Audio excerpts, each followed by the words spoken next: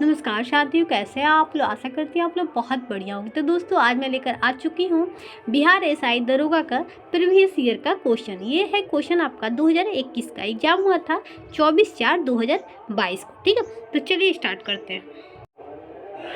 First question है, सूर्यास्त और सूर्योदय के समय सूर्य का आभासी चपटापन निम्न परिघटना के कारण, किसके कारण? तो अपवर्तन के कारण होता है। आइए दिखाते हैं अपवर्तन कारण और क्या क्या होता है। अपवर्तन के कारण दोस्तों, रात में तारे टिमटिमाते नजर आते हैं। पानी में डूबा हुआ सिक्का मछली वास्तविक गहराई से कुछ ऊपर दिखाई देती है। ठीक है, अब नेक्स्ट क्वेश्चन पे आए हम। प्रथम विश्व युद्ध के दौरान कौन सा देश 1915 में ब्रिटेन के खिलाफ केंद्रीय बलों में शामिल हुए थे? तो ये हो जाएगा बुल्गारिया। ठीक है, इसका आंसर बी हो जाएगा। कब हुआ था दोस्तों, कब हुआ था? तो 1915 में हुआ था। ब्रिटेन के खिलाफ केंद्रीय बलों में शामिल हुआ था। ऑटोमन साम्राज्य वर्ष 1914 में शामिल हुआ था। ठीक है, अब हम 3 नंबर क्वेश्चन पे आ चुके हैं। टिहरी बांध किस नदियों के संगम पर स्थित है? ये हो जाएगा भागीरथी और भिलंगना। ठीक है, ये कहाँ है दोस्तों, टिहरी बांध और भिलंगना? तो ये है उत्तराखंड में स्थित है। ठीक है, अब देखिए हम 4 नंबर क्वेश्चन पे आ रहे हैं कि किसी अर्धचालक का ताप बढ़ाने पर उसकी प्रतिरोधात्मक क्या होती है? तो घटती है। इसका आंसर बी हो जाएगा दोस्तों। अब 5 नंबर क्वेश्चन पे आ रहे हैं कि इसका ब्रांच का ये होगा तो मास्टर का क्या होगा? मास्टर का तो इसमें क्या है, 3 को प्लस किया है, तो इसको भी प्लस करेंगे दोस्तों। तेम के बाद NO पी हो जाएगा। ठीक है, पी हो जाएगा। उसके बाद यहाँ पे आर को 2 को माइनस किया है, तो इसको भी 1 को माइनस करेंगे तो वाई आएगा। इसका आंसर डी हो जाएगा। ये देखिए 5 नंबर क्वेश्चन है।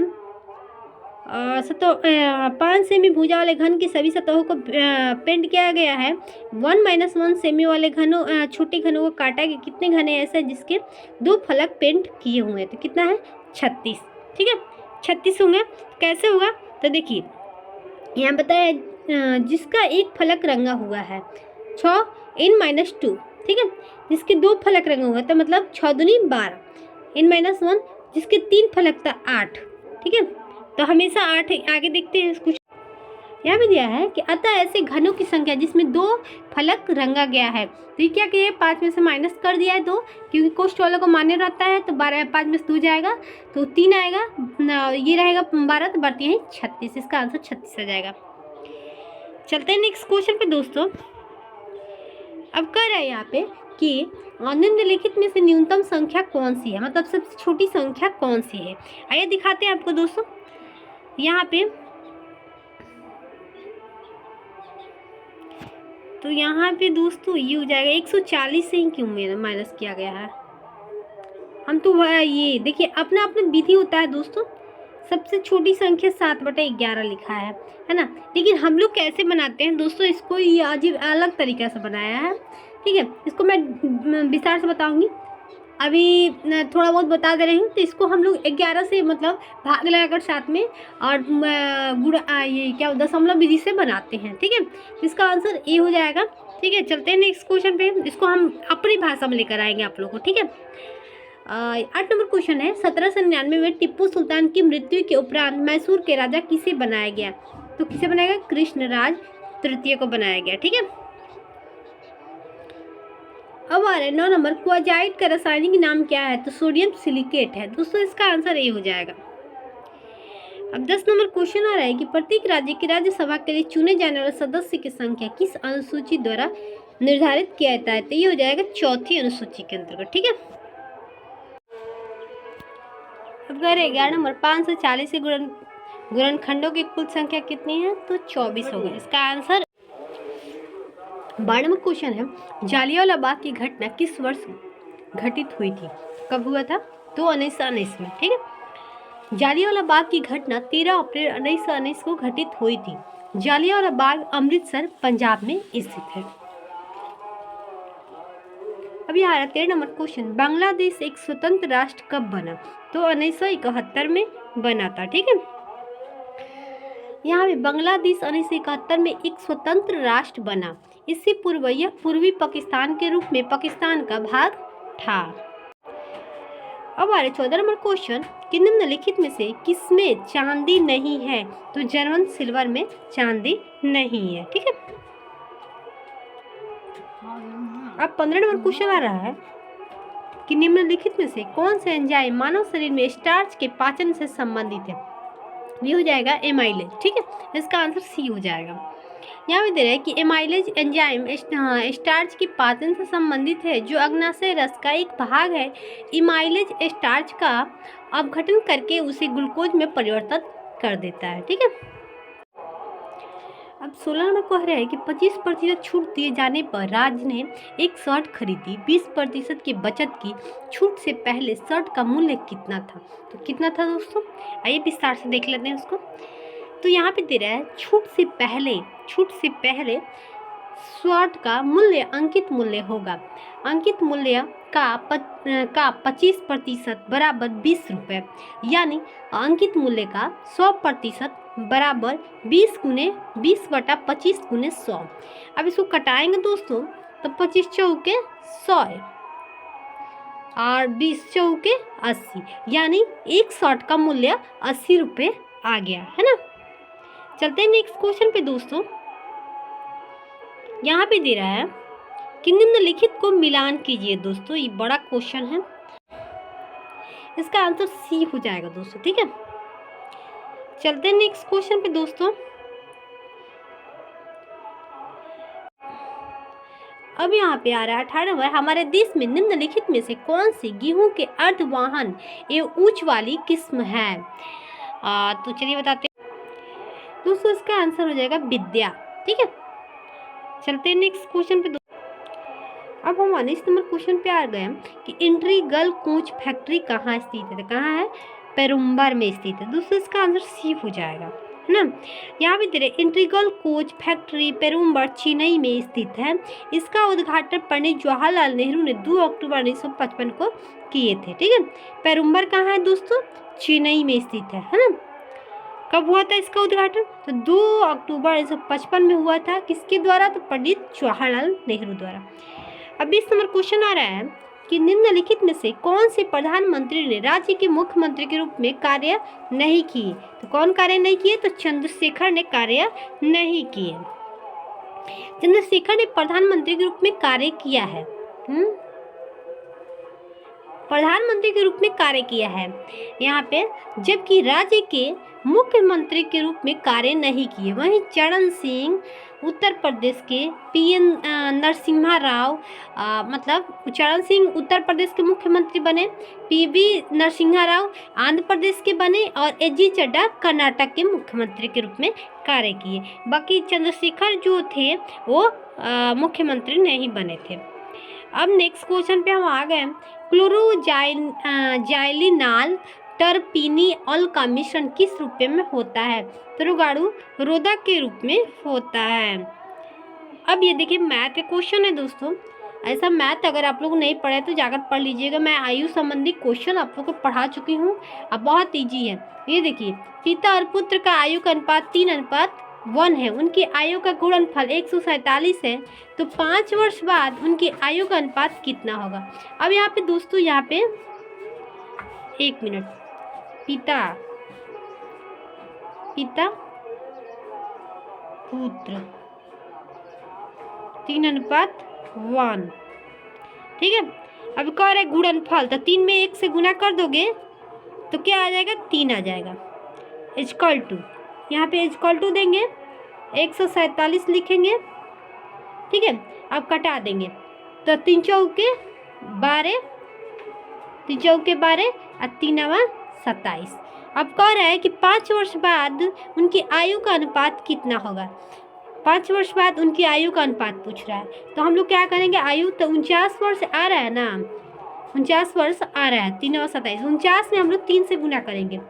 49 में 3 से गुना करेंगे तो 49 में 3 से तो कितना आएगा? 3 और 27 के 7, फिर 3 चौके 12, 12 2 14, 147 और 49 आ रहा है। अब बताइए किस चीज़ से आप कटाइएगा तो आ जाएगा। तो यहाँ पे 147, अब 7 49, यानी 7 आया और 7 दूनी 14, यानी आ रहा है आपका 7 एकम 7 और यहाँ पे आ रहा है 7 तिरिके 21, यानी यहाँ पे कहीं पे आ रहा है दोस्तों, यहाँ पे एक आंसर आ रहा है, लेकिन देख रहे हैं कैसे आ रहा है इसका आंसर। आइए मिला लेते हैं 149, यानी 13 में 3 से गुना करेंगे। इसको हम बाद में देखते हैं दोस्तों, बोर्ड पे आप लोग को बता देते हैं, ठीक है। इसमें थोड़ा बनाने में हमको दिक्कत हो रहा है ना। चलते हैं नेक्स्ट क्वेश्चन पे दोस्तों।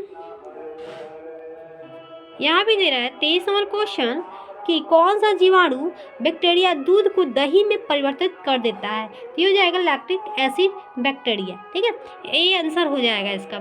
चलते हैं नेक्स्ट क्वेश्चन पे दोस्तों। यहाँ भी दे रहा है कि निम्नलिखित में से कौन सा आनुवंशिक रूपांतरित खाद्य पादप है। दोस्तों ये हो जाएगा सुनहरा धान, ठीक है। अभी देखिए रीजनिंग का क्वेश्चन है दोस्तों, तो आप लोग खुद सोचकर बना लीजिएगा, बहुत ईजी है, बहुत कम आएगा, 10 को मैथ रीजनिंग मिला के आएगा, है ना, तो आप टेंशन मत लीजिएगा।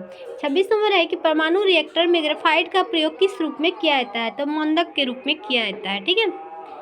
अब हम नेक्स्ट क्वेश्चन पे आएंगे दोस्तों। प्रीवियस ईयर के क्वेश्चन दोस्तों कोई हार्ड नहीं है, लेकिन इस बार का देखिए क्वेश्चन कैसा आ रहा है। मध्य रेल मंडल का मुख्यालय कहाँ है। तो मुंबई CST है, ठीक है। अब हम आ रहे हैं आयरन की कमी से कौन सी बीमारी होती है। तो एनीमिया रोग होती है, ठीक है। अब देखिए भूमध्य रेखा निम्नलिखित में से किस देश के मध्य से नहीं गुजरती है। तो भारत से होकर नहीं गुजरती है। दी गई विकल्पों में ब्राजील, सोमालिया, केन्या से होकर भूमध्य रेखा गुजरती है, बट भारत से होकर नहीं गुजरती है, ठीक है। तीसरा नंबर क्वेश्चन है भाखड़ा नांगल बांध किस नदी पर बना। तो सतलज नदी पर बना है। भाखड़ा नांगल बांध सतलज नदी पर बना है। भाखड़ा नांगल बांध के जलाशय का नाम गोविंद सागर, याद रखिएगा दोस्तों, सब क्वेश्चन बहुत इंपॉर्टेंट। अब आ रहा है जोग जल प्रपात कहाँ स्थित है। तो ये हो जाएगा शरावती नदी पर, ठीक है। अब हम नेक्स्ट क्वेश्चन पे आ रहे हैं जहाँ आरा द्वारा लिखित शेख मोइनुद्दीन चिश्ती के जीवनी है, क्या है दोस्तों इसका आंसर हो जाएगा मुनीस अल अरबा, ठीक है। जहाँ आरा द्वारा लिखित शेख मोइनुद्दीन चिश्ती का जीवन मुनीस अल अरबा है, ठीक है। अब 33 नंबर क्वेश्चन पे आ गया कि महात्मा गांधी ने असहयोग आंदोलन को कब वापस लिया थे। कब लिया था। तो 1922 को वापस ले लिए थे, ठीक है। ये देखिए महात्मा गांधी ने असहयोग आंदोलन फरवरी 1922 में वापस ले लिए थे। यह आंदोलन 1 अगस्त 1920 को प्रारंभ हुआ था, ठीक है। अब 34 नंबर क्वेश्चन पे आ रहे हैं नामदफा राष्ट्रीय उद्यान कहाँ स्थित है। तो अरुणाचल प्रदेश में है। इसका आंसर ए हो जाएगा दोस्तों, ठीक है। अब ये नामदफा राष्ट्रीय उद्यान अरुणाचल प्रदेश में स्थित है। इसकी स्थापना वर्ष 1983 में हुई थी, ठीक है। यह है 1807.82 वर्ग किलोमीटर में विस्तृत है। अब यहाँ 35 नंबर क्वेश्चन है कि नक्शीदार कांच के लिए निम्न में किस अम्ल का उपयोग किया जाता है। ये हो जाएगा HF, ठीक है। नक्शीदार कांच के निर्माण में हाइड्रोफ्लोरिक अम्ल HF का प्रयोग किया जाता है, ठीक है। अब 36 नंबर क्वेश्चन है किस संवैधानिक संशोधन अधिनियम के द्वारा राष्ट्रपति के लिए संवैधानिक संशोधन विधेयक में सहमति देना अनिवार्य किया गया। तो 24वें में, ठीक है।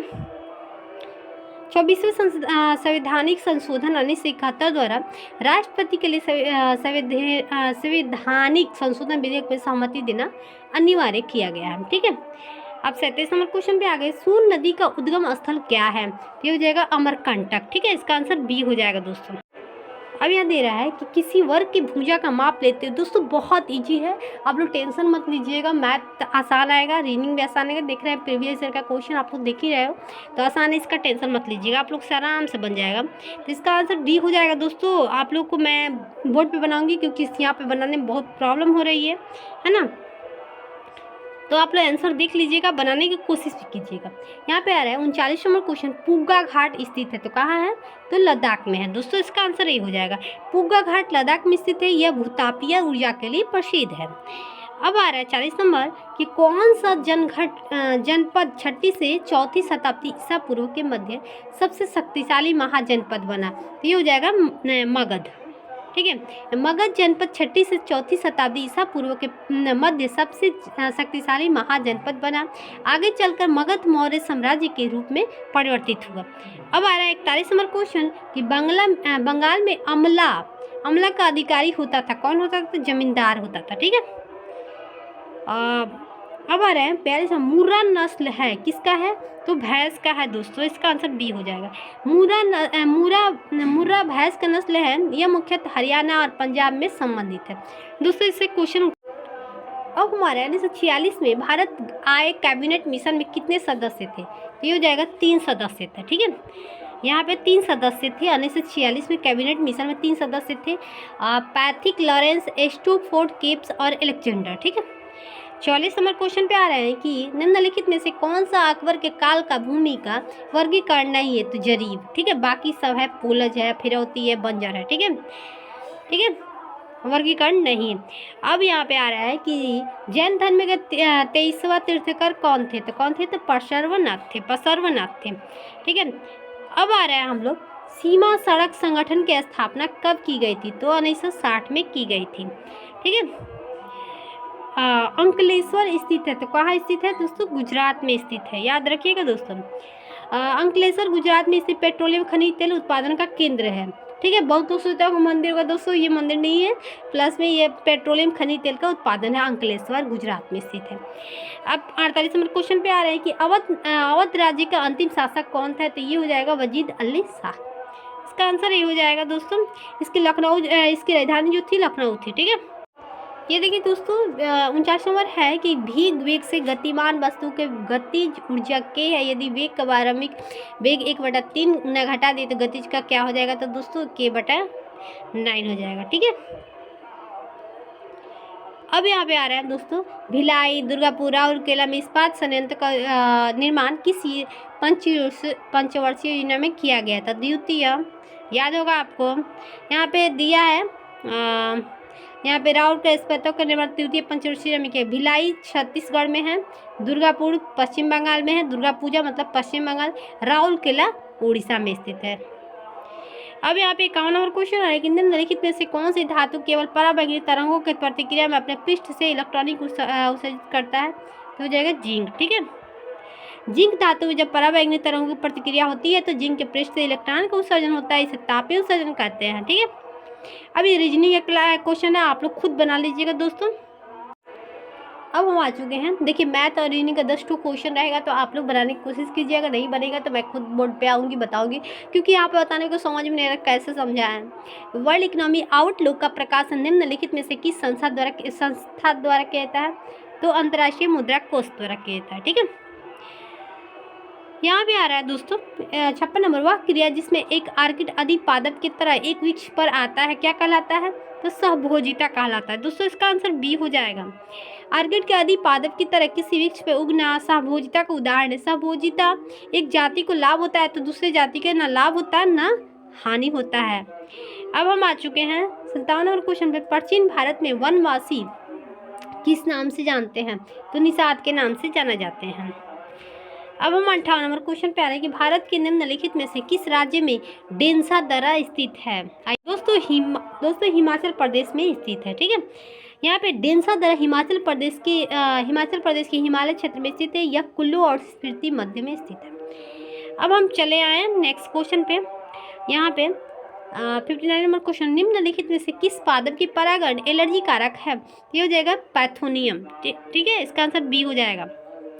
अब आ रहे हैं हम 60 नंबर क्वेश्चन पे कि निम्नलिखित में से कौन सा जाइलम का भाग नहीं है? दोस्तों चालनी या नालिका। ठीक है, इसका आंसर सी हो जाएगा। जाइलम पौधे में उपस्थित संवहन ऊतक है जिसका कार्य है खनिज लवण का संवहन करना।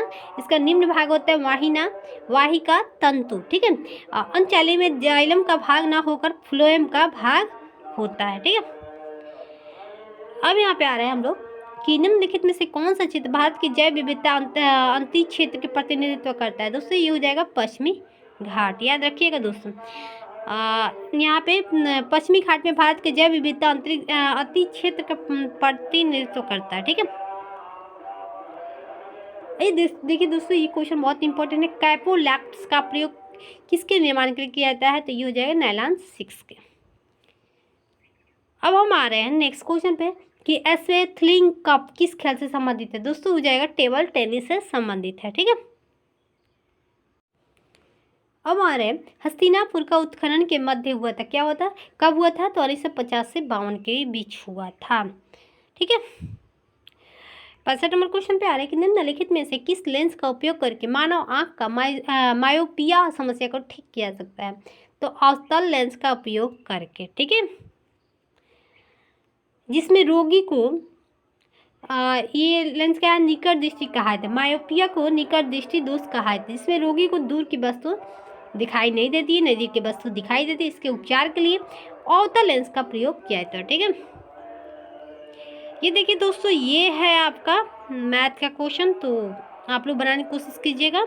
ठीक है, अब देखिए 67 नंबर क्वेश्चन पे हम लोग पूछ गए कि निम्न में से कौन सी वस्तु हड़प्पा स्वस्थल से प्राप्ति नहीं हुई थी। दोस्तों हो जाएगा सूती वस्त्र।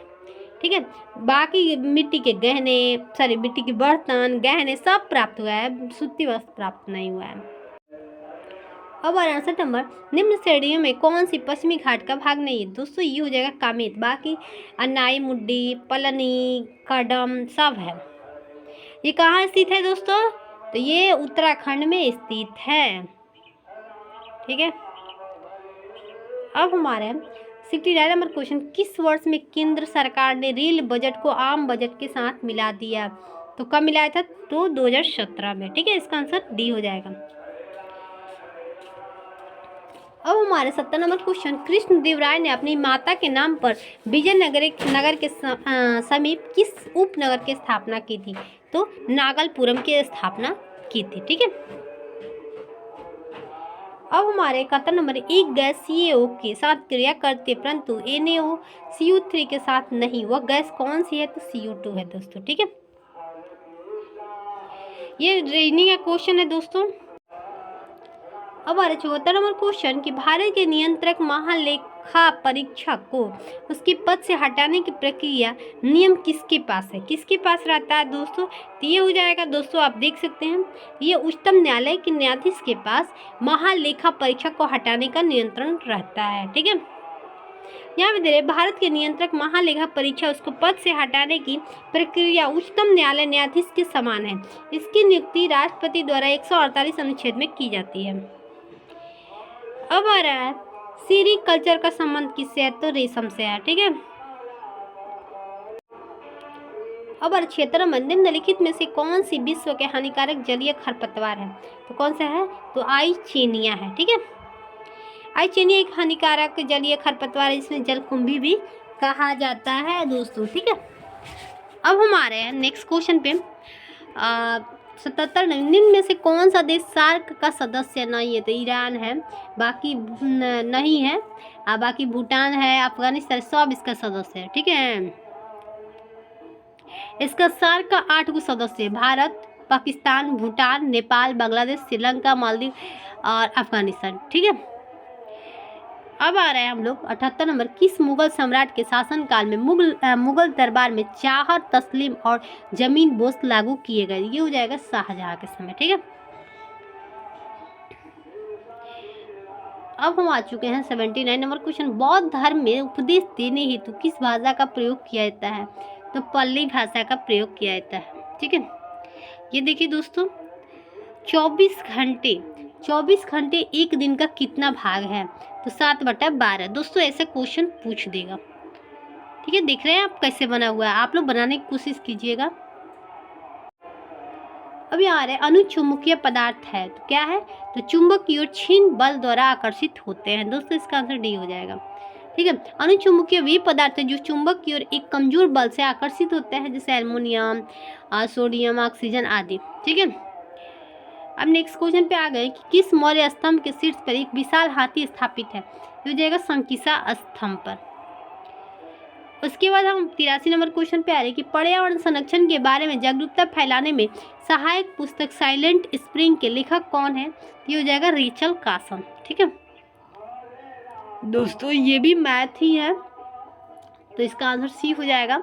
ठीक है, इसको शेषफल क्या होगा दोस्तों, बहुत इजी है। इसको हम 4 से भाग लगा देंगे, है ना, तो यहाँ पे 4 रहेगा तो यहाँ पे शेष, तो शेषफल 3 बच रहा है, तो 3 इसका आंसर। नॉर्मल चीज़ है, जितना आ रहा है मैं बता रही हूँ, क्योंकि बताना मतलब बता दे रही हूँ, मतलब ऐसे ही तरीका है, ट्रिक है बनाने का।